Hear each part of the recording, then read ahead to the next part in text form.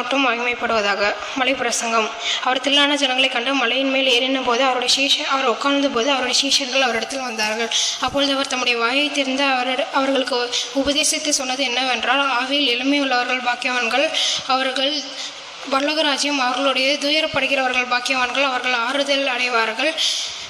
சாந்த குணமுள்ளவர்கள் பாக்கியவான்கள், அவர்கள் தேவனை பூமியை சுதந்திரித்துக் கொள்வார்கள். இரக்க குணமுள்ளவர் நீதியின் மேல் பசிதாகம் உள்ளவர்கள் பாக்கியவான்கள், அவர்கள் திருப்தி அடைவார்கள். இரக்கம் உள்ளவர்கள் பாக்கியவான்கள், அவர்கள் இரக்கம் பெறுவார்கள். இருதயத்தில் சுத்தமுள்ளவர்கள் பாக்கியவான்கள், அவர்கள் தேவனுடைய புத்திரர் எனப்படுவார்கள். நீதி நிமித்தம் துன்பப்படுகிறவர்கள் பாக்கியவான்கள், பரலோக ராஜ்யம் அவர்களுடையது.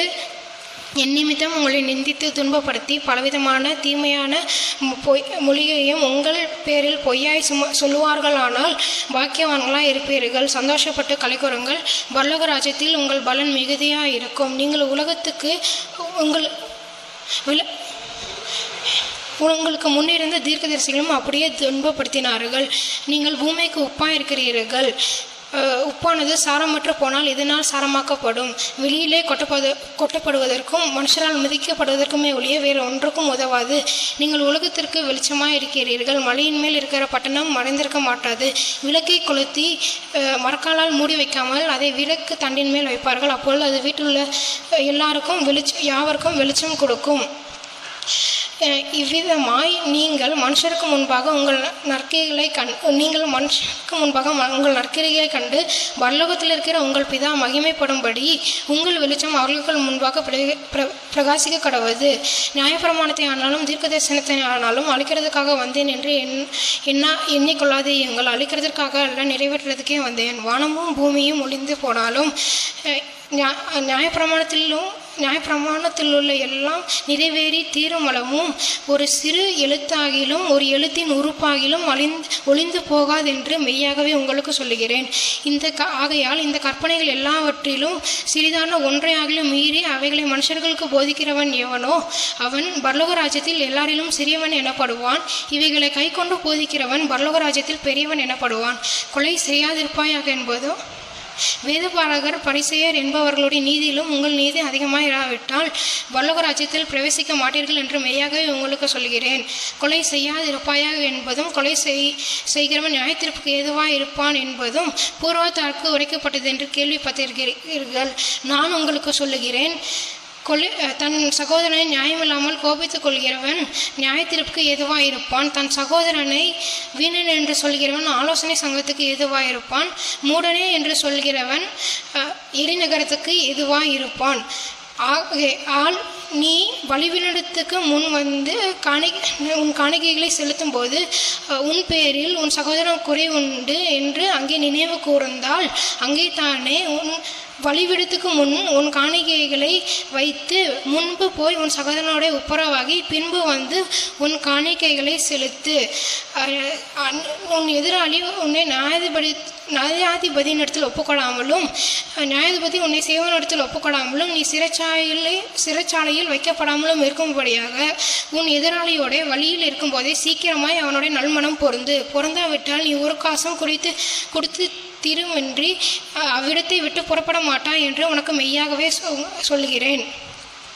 விபச்சாரம் செய்யாதிருப்பாயாக என்று பூர்வத்தாருக்கு உரைக்கப்பட்டிருக்கிறது என்று கேள்விப்பட்டிருக்கிறீர்கள். நான் உங்களுக்கு சொல்கிறேன், ஒரு ஸ்திரீயை இச்சோடை பார்க்கிற எவனும் தன் இருதயத்தில் அவளுடைய விபச்சாரம் செய்தாயிற்று. உன் வலது கண் உனக்கு இடரலாய் உண்டாக்கினால் அதை பிடுங்கி எரிந்து போடு. உன் சரீரம் முழுவதும் நகரத்தை தள்ளப்படுவதை பார்க்கிலும் உன் அவங்களில் ஒன்று கெட்டுப்போவது உனக்கு நலமாயிருக்கும். உன் வலது கை உனக்கு இடரல் உண்டாக்கினால் அதை தரித்து எரிந்து போடு. உன் சரீரம் முழுவதும் நரகத்தில் தள்ளப்படுவதை பார்க்கிலும் உன் அவங்களில் ஒன்று கெட்டுப்போவது உனக்கு நலமாயிருக்கும்.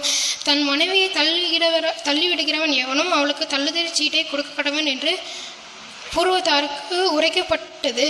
நான் உங்களுக்கு சொல்லுகிறேன், வேசித்தனம் முகாந்திரத்தினால் ஒழிய தன் மனைவியை தள்ளிவிடுகிறவன் எவனோ அவளை விபச்சாரம் செய்ய பண்ணுகிறவனாய் இருக்கிறான். அப்படியே தள்ளிவிடப்பட்டவளை விவாகம் பண்ணுகிறவன் விபச்சாரம் செய்கிறவனாய் இருக்கிறான். அன்றியும் பொய் ஆணை இடாமல் உன் ஆணைகளை கர்த்தருக்கு முன்னிலாய் செலுத்துவாயாக என்று பூர்வத்தாருக்கு உரைக்கப்பட்டிருக்கிறது. நான் உங்களுக்கு சொல்லுகிறேன், பரிசேதம் சத்தியம் பண்ண வேண்டாம், வானத்தின் பேரிலும் சத்தியம் பண்ண வேண்டாம். அது தேவனுடைய சிங்காசனம். பூமியின் பேரிலும் சத்தியம் பண்ண வேண்டாம், அது அவருடைய பாதப்படி. எருசலேமின் மேலும் சத்தியம் பண்ண வேண்டாம், அது மகாராஜாவினுடைய நகரம். உன் சிரசின் மேலும் சத்தியம் பண்ண வேண்டாம், அதில் இருக்கிற ஒரு மயிரை ஆகிலும் உன்னால் வெண்மையாக்கவோ கருமையாக்கவோ உன்னால் கூடாது. உள்ளதே உள்ளதென்றும் இல்லதென்றும் சொல்லுங்கள். இதற்கு மிஞ்சினது தீமையில் உண்டாயிருக்கும். கண்ணுக்கு கண் பல்லுக்கு பல் என்று உரைக்கப்பட்டிருக்கிறதை கேள்விப்பட்டிருக்கிறீர்கள். நான் உங்களுக்கு சொல்லுகிறேன், தீமையோடு எதிர்த்து நிற்க வேண்டாம். ஒருவன் உன்னை வலது கன்னத்தில் அடைந்தால் மற்றவன் அவனுக்கு மறுக்கணத்தை திருப்பிக் கொடு. உன்னோட வழக்காடி உன் வஸ்திரத்தை எடுத்துக்கொள்ள வேண்டும் என்கிறவனுக்கு உன் அங்கேயும் விட்டுவிடு. ஒருவன் உன்னை 1 மைல் தூரம் வர பலவந்தம் பண்ணினால் அவனோட 2 மைல் தூரம் போ. உன்னிடத்தில் கேட்கிறவனுக்கு கொடு, உன்னிடத்தில் கடன் வாங்குறவனுக்கு முகம் கோணாதே. நான் உனக்கு அடுத்தவனை சிநேகித்து உன் சத்துருவை பகைப்பாயாக என்று சொல்லப்படுகிறதை கேள்விப்பட்டிருக்கிறீர்கள். நான் உங்களுக்கு சொல்கிறேன், உங்கள் சத்துருக்களை சிநேகியுங்கள், உங்களை சபிக்கிறவர்களை ஆசீர்வதியுங்கள், உங்களை பகைக்கிறவர்களுக்கு நன்மை செய்யுங்கள், உங்களை நிந்திக்கிறவர்களுக்காகவும் துன்பப்படுத்துகிறவர்களுக்காகவும் ஜெபம் பண்ணுங்கள்.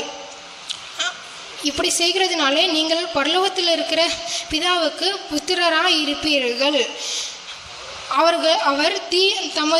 அவர் தீயோர் மீதும் நல்லோர் மீதும் தமது சூரியனை உதிக்க பண்ணி நீதி உள்ளவர்கள் மேலும் அநீதி உள்ளவர்கள் மேலும் தமது மழையை பெய்ய பண்ணுகிறார். நீங்கள் உங்கள் சிநேகிதர்களை மட்டும் சிநேகிக்கிறீர்களே, ஆனால் உங்களுக்கு பலன் என்ன? ஆயக்காரனும் அப்படி செய்கிறார்கள் அல்லவா? நீங்கள் உங்கள் சகோதரரை மற்றும் வாழ்த்துவீர்கள், ஆனால் நீங்கள் விசேஷித்து செய்கிறது என்ன? ஆயக்காரரும் அப்படி செய்கிறார்கள் அல்லவா? ஆகையால் உங்கள் பரலோகத்தில் இருக்கிற உங்கள் பிதா பூரண சர்க்கராக இருக்கிறது போல நீங்களும் பூரண சர்க்கராக இருக்க கடவீர்கள். மனுஷர் காண வேண்டும் என்று அவர்களுக்கு முன்பாக உங்கள் தர்மத்தை செய்யாதபடிக்கு எச்சரிக்கையாக இருங்கள். செய்தால் பரலோகத்தில் இருக்கிற உங்கள் பிதாவின் இடத்தில் உங்களுக்கு பலன் இல்லை. ஆகையால் மனுஷர் நீங்கள் தர்மம் செய்யும்போது மனுஷரால் புகழப்படுவதற்கு மாயக்காரர் ஆலயங்களிலும் வீதிகளிலும் செய்வதை போல உங்களுக்கு முன்பாக தாரை ஊதுவியாதே. அப்படி அவர்கள் தங்கள் பலனை அடைந்து தீர்ந்ததென்று மெய்யாகவே உங்களுக்கு சொல்லுகிறேன். நீயோ தர்மம் செய்யும் போது அந்த தர்மம் அந்தரங்கமாக இருப்பதற்கு உன் வலது கை செய்வதை உன் இடது கை அறியாதிருக்க கடவது. அன்றியும் நீங்கள் ஜெபம் பண்ணும்போது மாயக்காரரை போல் இருக்க வேண்டாம். அவர்கள் மனுஷர் தங்களை காணும்படியாக ஜெப ஆலயங்களிலும் வீதிகளின் சந்திகளிலும் நின்று ஜெபம் பண்ண விரும்புகிறார்கள். அவர்கள் தங்கள் பலனை அடைந்து தீர்ந்த என்று மெய்யாகவே உங்களுக்கு சொல்லுகிறேன். நீங்களோ ஜெபம் பண்ணும்போது உங்கள் அறை வீட்டுக்குள் பிரவேசித்து உங்கள் கதவை பூட்டி உங்கள் அந்தரங்கத்தில் இருக்கிற உங்கள் பிதாவை நோக்கி ஜெபம் பண்ணுங்கள். அப்பொழுது அந்தரங்கத்தில் பார்க்கிற உங்கள் பிதா தாமே வெளியரங்கமாய் உங்களுக்கு பலன் அளிப்பார். அன்றியும் நீங்கள் ஜெபம் பண்ணும்போது அஞ்ஞானிகளைப் போன்று வீண் வார்த்தைகளை அளப்பாதையுங்கள். அவர்கள் அதிக வசனப்பினால் தங்கள் ஜெபம் கேட்கப்படும் என்று நினைக்கிறார்கள். அவர்களைப் போல நீங்கள் செய்யாதிருங்கள். நீங்கள் உங்கள் பரமபிதாவை நோக்கி விண்ணப்பம் பண்ணுகிறதற்கு முன்னமே இன்னது தேவை என்று அவர் அறிந்திருக்கிறார். நீங்கள் ஜெபம் பண்ண வேண்டிய விதமாவது, பரமண்டலத்தில் இருக்கிற எங்கள் பிதாவே, உம்முடைய ராஜ்யம் வருவதாக, உம்முடைய நாமம் பரிசுத்தப்படுவதாக, உம்முடைய ராஜ்யம் வருவதாக, உம்முடைய சித்தம் பரமண்டலத்தில் செய்யப்படுகிறது போல பூமியிலும் செய்யப்படுவதாக. எங்களுக்கு வேண்டிய ஆகாரத்தை இன்று எங்களுக்கு தாரும். எங்கள் கடனாளிகளுக்கு நாங்கள் மன்னிக்கிறது போல எங்கள் கடன்களை எங்களுக்கு மன்னியும். எங்களை சோதனைக்குட்பட பண்ணாமல் தீமை நின்று எங்களை ரட்சித்துக் கொள்ளும். ராஜ்யமும் வல்லமையும் மகிமையும் என்றென்றைக்கும் உம்முடையவைகளே, ஆமேன் என்பதே. மனுஷருடைய தப்பிதங்களை நீங்கள் அவர்களுக்கு மன்னித்தால் பரலோகத்தில் இருக்கிற உங்கள் பிதா உங்களுக்கும் மன்னிப்பார். மனுஷருடைய தப்பிதங்களை நீங்கள் அவர்களுக்கு மன்னியாதிருந்தால் உங்கள் பரமபிதா உங்களுடைய தப்பிதங்களையும் உங்களுக்கு மன்னியாதிருப்பார். உபவாசித்து ஜெபம் பண்ணும்போது மாயக்காரரை போல் தங்கள் முகவாடலாய் இருக்க வேண்டாம். அவர்கள் தங்கள் உபவாசத்தை மனுஷர் காணும் பொருட்டாக தங்கள் முகங்களை வாட பண்ணுகிறார்கள். அவர்கள் தங்கள் பலனை அடைந்து தீர்ந்தது என்று மெய்யாகவே உங்களுக்கு சொல்கிறேன். நீயோ உபவாசிக்கும் போது அந்த உபவாசம் மனுஷர்களுக்கு காணப்படாமல் அந்தரங்கத்தில் பார்க்கிற உன் பிதாவுக்கே காணும்படியாக உன் தலைக்கு எண்ணெய் பூசி உன் முகத்தை கழுவு. அப்பொழுது அந்தரங்கத்தில் பார்க்கிற உன் பிதா தாமே உனக்கு வெளியரங்கமாய் பலன் அளிப்பார். பூமியிலே உங்களுக்கு பொக்கிஷங்களை சேர்த்து வைக்க வேண்டாம். இங்கே பூச்சியும் துருவும் அவைகளை கெடுக்கும். இங்கே திருடரும் அவைகளை கண்ணமிட்டு திருடுவார்கள். பரலோகத்தில் உங்கள் பொக்கிஷங்களை சேர்த்து வையுங்கள். அங்கே பூச்சியாவது துருவாவது அவைகளை கெடுக்கிறதும் இல்லை. அங்கே திருடர் கண்ணமிட்டு திருடுகிறதும் இல்லை. உங்கள் பொக்கிஷம் எங்கே இருக்கிறதோ அங்கே உங்கள் இருதயமும் இருக்கிறது. உன் கண்ணானது சரீரத்தின் விளக்காய் இருக்கிறது. உன் கண் தெளிவாய் இருந்தால் உன் சரீரம் முழுவதும் வெளிச்சமாய் இருக்கும். உன் கண் கெட்டதாய் இருந்தால் உன் சரீரம் இருளாய் இருக்கும். இப்படி உன் சரீரம் உன்னில் உள்ள வெளிச்சம் இருளாக இருந்தால் அவ்விருள் எவ்வளவு அதிகமாக இருக்கும். 2 எஜமான்களுக்கு ஊழியம் செய்ய ஒருவனாலும் கூடாது. ஒருவனை பகைத்து மற்றவனை சிநேகிப்பான். ஒருவனை பின்பற்றி மற்றவனை அசட்டை பண்ணுவான். அப்படியே தேவனுக்கும் உலக பொருளுக்கும் உங்களால் ஊழியம் செய்யக்கூடாது. ஆகையால் எண்ணத்தை உண்போம் எண்ணத்தை குடிப்போம் என்று உங்கள் ஜீவனுக்காகவும் எண்ணத்தை உடுப்போம் என்று உங்கள் சரீரத்துக்காகவும் கவலைப்படாதிருங்கள் என்று உங்களுக்கு சொல்கிறேன். ஆகாயத்து பட்சிகளை கவனித்து ஆகாரத்தை பார்க்கிலும் ஜீவனும் உடையை பார்க்கிலும் சரீரம் விசேஷித்தவைகள் அல்லவா? ஆகாயத்து பட்சிகளை கவனித்து பாருங்கள். அவைகள் விதைக்கிறதும் இல்லை, அறுக்கிறதும் இல்லை, களஞ்சியத்தில் சேர்த்து வைக்கிறதும் இல்லை.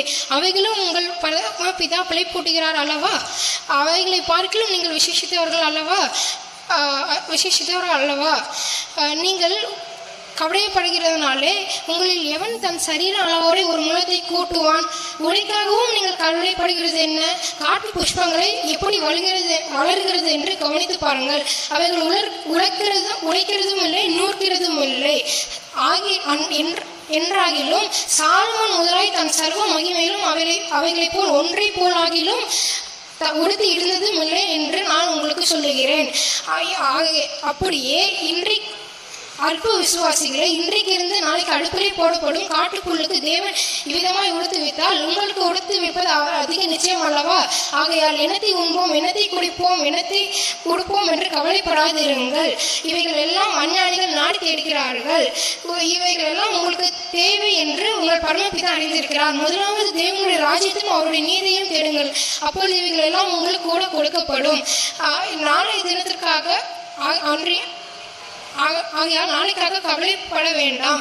நாளைய தினம் தன்னுடையவைகளுக்காக கவலைப்படும். அந்தந்த நாளுக்கு நாள் அதின் பாடுகள் போதும். நீங்கள் குற்றவாளிகள் என்று தீர்க்கப்படாதபடிக்கு மற்றவர்களை குற்றவாளிகள் என்று தீர்க்காதீர்கள். ஏனெனில் நீங்கள் மற்றவர்களை தீர்க்கிற தீர்ப்பின்படியே நீங்களும் தீர்க்கப்படுவீர்கள். நீங்கள் மற்றவர்களை அழைக்கிற அளவின்படியே உங்களுக்கும் அழைக்கப்படும். நீ உன் கண்ணில் இருக்கிற உத்திரத்தை உணராமல் உன் சகோதரன் கண்ணில் இருக்கிற துரும்பை பார்த்து திரும்பி பார்க்கிறது என்ன? உன் கண்ணில் உத்திரம் இருக்கையில் உன் சகோதரனை நோக்கி நான் உன் கண்ணில் இருக்கிற துரும்பை எடுத்து போடட்டுமா என்று நீ சொல்வது எப்படி? மாயக்காரனை, முன்பு போய் உன் கண்ணில் இருக்கிற உத்திரத்தை எடுத்து போடு. பின்பு உன் சகோதரன் கண்ணில் இருக்கிற துரும்பை எடுத்து போட வகை பார்ப்பாய். பரிசுத்தமானதை நாய்களுக்கு கொடாதீங்கள், முத்துக்களை பன்றிகளுக்கு முன் போடாதீங்கள். போட்டால் அவைகளை தங்கள் கால்களினால் அவைகளை மிதித்து திரும்பிக் கொண்டு உங்களை பீறி போடும். கேளுங்கள், அப்பொழுது உங்களுக்கு கொடுக்கப்படும். தட்டுங்கள், அப்பொழுது தேடுங்கள், அப்பொழுது கண்டறிவீர்கள். தட்டுங்கள், அப்பொழுது உங்களுக்கு திறக்கப்படும். ஏனெனில் கேட்கிற எவனும் பெற்றுக்கொள்கிறான், தேடுகிற எவனும் கண்டறிகிறான், தட்டுகிறவனுக்கு திறக்கப்படுகிறது. உங்களில் ஒருவன் தன்னிடத்தில் அப்பத்தை கேட்கிற தன் மகனுக்கு கல்லை கொடுப்பானோ? மீனை கேட்டால் அவனுக்கு பான்மை கொடுப்பானோ? பொல்லாதவர்களாகிய நீங்கள் உங்கள் பிள்ளைகளுக்கு நல்ல ஈவை கொடுக்க அறிந்திருக்கும் போது பரலோகத்தில் இருக்கிற உங்கள் பிதா தம்முடையத்தில் வேண்டிக் கொள்கிறவர்களுக்கு கொடுப்பது நன்மையானவைகளை கொடுப்பது அதிக நிச்சயம் அல்லவா? ஆதலால் என் மனுஷன் உங்களுக்கு எவைகளை செய்ய வேண்டும் என்று விரும்புகிறீர்களோ நீங்களும் அவைகளை அவர்களுக்கு செய்யுங்கள். இதுவே நியாயப்பிரமாணமும் தீர்க்க தரிசனங்களுமாம். இடுக்கமான வாசல் வழியாக உட்பிரவேசியுங்கள். கேட்டுக்கு போகிற வாசல் விரிவும் வழி விசாலமாக இருக்கிறது, அதன் வழியே உட்பிரவேசிக்கிறவர்கள் அநேகர். ஜீவனுக்கு போகிற வாசல் வழி நெருக்கமும் வழியும் நெருக்கமாக இருக்கிறது, அதை கண்டுபிடிக்கிறவர்கள் சிலர். கள்ளத்தீர்க்கதரிசிகளை குறித்து எச்சரிக்கையாக இருங்கள். அவர்கள் ஆட்டு தோலை போர்த்தி கொண்டு உங்களிடத்தில் வருகிறார்கள், உள்ளத்திலோ அவர்கள் பச்சிக்கிற ஓநாய்கள். நல்ல அவர்களுடைய கனிகளினாலே அவர்களை அறிவீர்கள். முட்செடிகளில் திராட்சை பழங்களையும் முட்பூண்டுகளில் அத்தி பழங்களையும் படிக்கிறார்களா? நல்ல மரம் எல்லாம் நல்ல கனியை கொடுக்கும், கெட்ட மரமோ கெட்ட கனிகளை கொடுக்கும். நல்ல மரமோ கெட்ட கனிகளை கொடுக்க மாட்டாது, கெட்ட மரம் நல்ல கனிகளை கொடுக்க மாட்டாது. நல்ல கனிகளை கொடுக்காத மரம் எல்லாம் வெட்டுண்டு அக்னியிலே போடப்படும். ஆகையால் அவர்களுடைய கனியினாலே அவர்களை அணிவீர்கள். பரலோகத்தில் இருக்கிற என் பிதாவின் சித்தத்தின்படி செய்கிறவனே பரலோக ராஜ்யத்தில் பிரவேசிப்பான அல்லாமல் என்னை நோக்கி கர்த்தாவே கர்த்தாவே என்று கூப்பிடுகிறவன் அதில் பிரவேசிப்பதில்லை என்று நான் உங்களுக்கு சொல்கிறேன். அந்நாளில் அநேகர் என்னை நோக்கி கர்த்தாவே கர்த்தாவே உமது நாமத்தினால் தீர்க்க தரிசனம் உரைத்தோம் அல்லவா, உமது நாமத்தினால் பிசாசுகளை துரத்தினோம் அல்லவா, உமது நாமத்தினால் அநேகம் அற்புதங்களை செய்தோம் அல்லவா என்பார்கள். அப்பொழுது நான் உங்களை ஒரு காலம் அறியேன், அக்கிரம செய்கைக்காரரை என்னை விட்டு அகன்று போங்கள் என்று நான் அவர்களுக்கு சொல்லுவேன். நான் சொல்லி இந்த வார்த்தைகளை கேட்டு இவைகளின்படி செய்கிறவன் எவனோ அவனை நான் கண்மலையின் மேல் தன் வீட்டை கட்டினால் புத்தியுள்ள மனுஷனுக்கு ஒப்பிடுவேன். பெருமழை சொரிந்து பெருவளம் வந்து காற்று அடித்து அந்த வீட்டின் மேல் மோதின போது அது விழவில்லை, ஏனென்றால் அது கண்மலையின் மேல் அஸ்திபாரம் போடு இருந்தது. நான் சொல்லி இந்த வார்த்தைகளை கேட்டு அதன்படி செய்யாதிருக்கிறவன் எவனோ அவனை மணலின் மேல் தன் வீட்டை கட்டினால் புத்தியில்லாத மனுஷனுக்கு ஒப்பிடுவேன். பெருமழை சொரிந்து பெருவளம் என்று வந்து காற்று அடித்து அந்த வீட்டின் மேல் மோதிய போது அது விழுந்து முற்றிலும் அழிந்தது என்றார். இன்று இயேசு இந்த வார்த்தைகளை சொல்லிய போது அவர் வேத பாதுகளை போதியாமல் அதிகாரம் உடையவராய் போதித்திருந்தபடியால் ஜனங்கள் அவருடைய போதத்தை குறித்து ஆச்சரியப்பட்டார்கள். ஆமென்.